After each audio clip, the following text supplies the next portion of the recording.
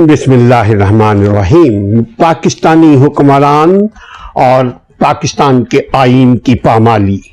پاکستانی حکمران اور آئین کی پامالی۔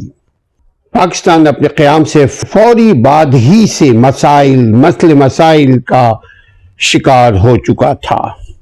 مسائل کے گرداب میں دھنستا چلا گیا۔ پاکستان اپنے قیام کے فوری بعد سے ہی مسائل کے گرداب میں دھنستا چلا گیا، مسائل کے عذاب میں مبتلا ہوتا چلا گیا۔ عوامی مسائل ہو یا ایوانی مسائل ہو، عدالتی مسائل ہو یا سائل کے مسائل ہو، گھر کے مسائل ہو یا باہر کے مسائل ہو، مسجد و منبر کے مسائل ہو یا مقتدی اور عوام الناس کی مسائل ہو، ہمارا ملک مسائل کے بھٹی میں پس رہا ہے، جل رہا ہے، بن رہا ہے۔ یہ کب سے ہے؟ 1948 جب قائد اعظم محمد علی جناح کی 11 سپتمبر 1948 کو اس دنیا فانی سے جب کوچ کر گئے، جب اس دنیا فانی سے انتقال کر گئے، رحلت فرما گئے، تب سے ہم سیاسی مسائل، ثقافتی مسائل، قومی مسائل، عدالتی مسائل، آئینی مسائل، غرض یہ کہ دنیا کے جتنے بھی مسائل کو آپ سوچیں گے وہی انہی مسئلوں میں ہم مبتلا ہیں اور مستقلاً مسائل کے دلدل میں دھنستے چلے جا رہے ہیں۔ چونکہ ہم ایک جغرافیہ کے حد میں رہ کر بات کر رہے ہیں، یعنی ریاست پاکستان کے جغرافیہ کے حد میں رہ کر ہماری گفتگو مسائل پر ہو رہی ہے کہ ہمارے حکمران، ہمارے عوام، ہمارے تمام ادارے مسائل سے دوچار ہیں، اور یقیناً اس میں سب کیا دھرا ہمارا ہے۔ سیاسی اور سماجی پس منظر سے اگر ہم بات کریں تو قائد اعظم رحمۃ اللہ علیہ کی رحلت کے بعد سے مسائل شروع ہوئے۔ دوسری اہم وجہ یہ ہے کہ پاکستان اپنے قیام سے لے کر تقریباً 9 سال تک سرزمین پاکستان میں کسی قسم کی کوئی آئین، قاعدہ، قانون کچھ نہیں رہا۔ یہ برطانیہ کا آئین تھا 1935 کا، ہم اس کو فالو کر رہے تھے کب تک؟ 1956 تک۔ اس حد تک مسائل میں ہم مبتلا ہوئے تھے کہ ہم نے آئین بنانے کو بھی نہیں سوچا، ہمیں فرصت ہی نہیں ہوئی اپنے مسائل سے نکل کر ہم قومی مسائل کو حل کرنے کی طرف توجہ دیں۔ ہمارے پاس نہ ذہن کل تھا نہ ذہن آج ہے، نہ سوچ کل تھی نہ سوچ آج ہے۔ برطانوی سامراج کے دور کے 1935 کے انڈیا ایکٹ پر ہی ہم تکیہ کیے رہے، ہم چلتے رہے، جو 1956 کے آئین کے نافذ العمل ہونے تک ہم پر، ہمارے ریاست پر لاگو رہا۔ 1935 کا آئین 1956 تک۔ 47 میں آپ کا ملک آزاد ہوتا ہے اور 56 تک یعنی 9 سال تک بے آئین ہمارا ریاست رہا۔ اب جب آئین کا مطلب، خواتین و حضرات، آئین کا مطلب سپر لا، آئین سے قانون بنتے ہیں، آئین سے عوام کے basic rights, human rights, natural rights, fundamental rights کو پروٹیکٹ کیا جاتا ہے انڈر دی کانسٹیٹیوشن۔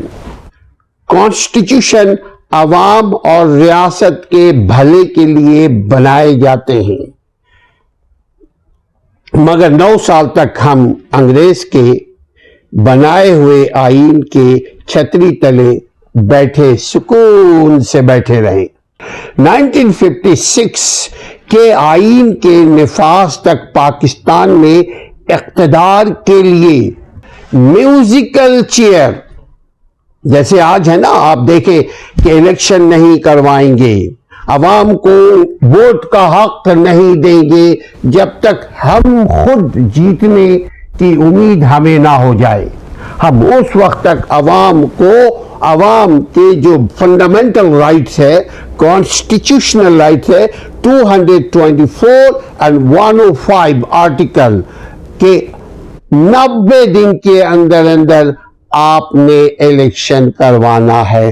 اور عام سمجھ عقل بھی ہے کہ ڈیموکریٹک سوسائٹی میں الیکشن کے ذریعے عوامی ادارے چلا کرتے ہیں، الیکشن کے ذریعے پارلیمنٹ، صدارت، محلات، سیاسی محلات چلا کرتی ہیں، آئین کے ذریعے، نہ بادشاہت کے ذریعے، بادشاہی نظام کے ذریعے، نہ انارکی نظام کے ذریعے، نہ ڈنڈے کے نظام کے ذریعے جس کو ماشاء اللہ کہتے ہیں۔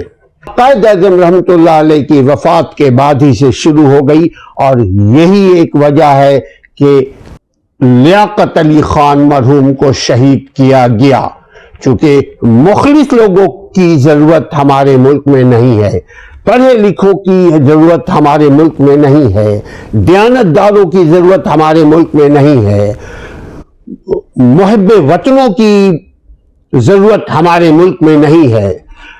جتنا کرائم اینڈ کرپشن ہمارے اداروں، ہمارے ملک، ہمارے ریاست، ہمارے سوسائٹی میں ہے، اتنا کہیں آپ کو نظر نہیں آئے گا۔ وجہ کیا ہے؟ وجہ یہ ہے کہ ہمارے یہاں قانون سازی نہیں ہوتی، ہمارے یہاں قانون پر عملداری نہیں ہوتی، ہمارے یہاں انصاف سب کو ایک جیسا نہیں ملتے، ترازو کے دونوں پلے برابر نہیں ہوتے۔ میں مریم صفدر والی ترازو نہیں بات کر رہا ہوں، ترازو کا مطلب عوام کے لیے جو انصاف، خاص کے لیے بھی وہی انصاف ہونا چاہیے۔ 1956 کے آئین کے نفاذ تک پاکستان میں اقتدار کے لیے میوزیکل چیئر کا کھیل جاری رہا، اور اب دوبارہ شروع ہو چکا ہے۔ 9 برسوں میں 7 وزراء، سبحان اللہ، دیکھ لیجئے، within 9 years 7 وزیر اعظم تبدیل ہوئے 9 برس میں۔ 2 دستور ساز اسمبلیاں اپنی مدت پوری نہ کر سکیں۔ پہلی دستور سازی اسمبلی کو ایک اپاہج، ذہنی معذور گورنر جنرل غلام محمد نے مورخہ 24 اکتوبر 1954 کو برخاست کر دیا۔ اس میں وہ ذہنی طور پر بھی معذور تھا اور جسمانی طور پر بھی معذور تھا، بول بھی نہیں سکتا تھا، مگر حوث، دل کی حوث، خواہشوں کی دلدل وہ اس کو پھنسائے جا رہی تھی۔ اس کو معلوم تھا نہ وہ کھا سکتا ہے نہ وہ بول سکتا ہے، یعنی میرا مطلب ہے گورنر جنرل قائد اعظم رحمۃ اللہ علیہ کے مرنے کے بعد، انتقال ہونے کے بعد جو گورنر جنرل ہمارے ملک میں آیا اس کا نام تھا ملک غلام محمد۔ گالی بہت بکتا تھا، بولنا نہیں، بہت زبان مفلوج ہو چکا تھا، اپاہج ہو چکا تھا، فالج زدہ شخص تھا، مگر اقتدار کی کرسی پر بیٹھا ہوا تھا، چھوڑنے کو نام نہیں تھا، جب تک کہ اس کو اٹھا کر کے اس کی اقتدار والی کرسی سمیت اس کو باہر نہیں پھینکا گیا، تب تک وہ بیٹھا رہا اپنی کرسی پر۔ ملک غلام محمد نے مورخہ 1954 اکتوبر 24 کو برخاست کر دیا دستور ساز اسمبلی کو۔ اسپیکر اور صدر دستور ساز اسمبلی مولوی تمیز الدین نے اس اقدام کو سندھ ہائی کورٹ میں उस वक्त सिंध और बलूचिस्तान एक हुआ करता था। सिंध हाई कोर्ट में मौलवी तमीजुद्दीन ने इस इक़दाम को मलक गुलाम मोहम्मद के इस इक़दाम को सिंध हाई कोर्ट में चैलेंज किया। किसने? मौलवी तमीजुद्दीन ने। सिंध हाई कोर्ट ने एक ऑर्डर पास करते हुए मौलवी तमीजुद्दीन की पिटीशन को मंजूर कर लिया, एक्सेप्ट कर लिया। चुनांचा सिंध हाई कोर्ट के फैसले को गवर्नमेंट ऑफ पाकिस्तान ने फेडरल कोर्ट के रूबरू चैलेंज किया। जैसे सुप्रीम कोर्ट है वैसे एक फेडरल कोर्ट भी अभी भी है, लेकिन अब एक्टिव इतना नहीं है, पहले एक्टिव था। वहां उसने एक्टिव चैलेंज कर दिया, यही मलक गुलाम मोहम्मद ने, उसकी गवर्नमेंट ने। यहां से हमारी अदालती बदबख्ती, अदालती खराबी, अदालती निजाम की खराबी का आगाज होता है जब फेडरल कोर्ट ने, जिसके सरबराह चीफ जस्टिस मुनीर थे, बहुत मशहूर है justice Munir case, chief justice Munir थे, उन्होंने वफाकी हुकूमत की अपील मंजूर करते वक्त ऑस्ट्रियन ज्यूरिस्ट की थ्योरी का सहारा लिया और गवर्नर जनरल गुलाम मोहम्मद के असेंबली को बर्खास्त करने के हुक्म को नजरिया जरूरत के तहत जायज करार दिया। यानी मलक गुलाम मोहम्मद ने दस्तूर साज असेंबली को बर्खास्त किया। उस वक्त के चीफ जस्टिस जनाब जस्टिस मुनीर साहब ने उस बर्खास्तगी को दस्तूर साज असेंबली के डिसॉल्व करने को जायज करार दिया, ये बोलकर कि नया नया पाकिस्तान बना है, इस वक्त जरूरत है इसी बात की, लिहाजा दस्तूर साज असेंबली को जो मलक गुलाम मोहम्मद ने डिसॉल्व किया है वो डिसॉल्व ही रहे। यानी दस्तूर साज असेंबली के बर्खास्त करने के हुक्म को नजरिया जरूरत के तहत जायज करार दे दिया गया। उस फैसले के नतीजे में सिर्फ एक इख्तलाफी नोट दे डाला जस्टिस मुनीर ने कि मुंसिफ यानी जस्टिस इख्तलाफी नोट में यह दर्ज किया कि मशहूर जमाना, ब्रिटिश के दौर की बात उसने की है, मशहूर जमाना मुंसिफ का मतलब जस्टिस, मगर मुंसिफ बोलना अच्छी बात नहीं है क्योंकि मुंसिफ का मतलब इंसाफ करने वाला। इंसाफ हमारे यहाँ सिर्फ बड़ों के लिए है, वो भी ताकतवर जब तक वो है बड़ा तब तक उसके लिए भी इंसाफ है, वरना उसके लिए भी इंसाफ नहीं है। इंसाफ की चक्की अलग पिसती है हमारे माशरे में। मशहूर जमाना जस्टिस रॉबर्ट कॉर्नेलिस ने अपने तहरीर में एक बयान दिया है, लिखा था कि उन्होंने सिंध हाई कोर्ट का फैसला बहाल रखा।